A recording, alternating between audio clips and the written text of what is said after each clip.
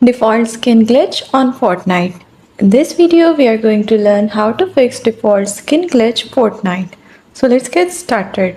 First, restart Fortnite, close Fortnite completely and relaunch the game. Sometimes restarting the game can resolve temporary glitches. Or you can select the skin again, go to the locker section in Fortnite and select the desired skin again.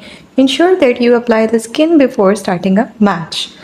Or check for updates, make sure that Fortnite is up to date. Check for any available updates and install them if necessary. Updates often include bug fixes that could address the default skin glitch.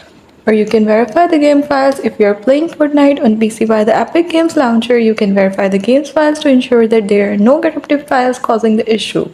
To this, open the Epic Games Launcher, go to your library, click on the three dot next to Fortnite and select Verify.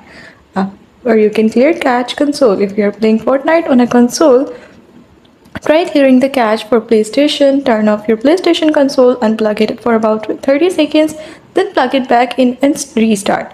For Xbox, press and hold the power button on the console for about 10 seconds until it shuts down completely. Wait for a new seconds, then turn it back on. Or you can contact support. If the issue persists after trying the above steps, you may need to contact Fortnite support team for further assistance. They may be able to provide additional troubleshooting steps or escalate the issue if it's an unknown bug. So that's it. That's how you will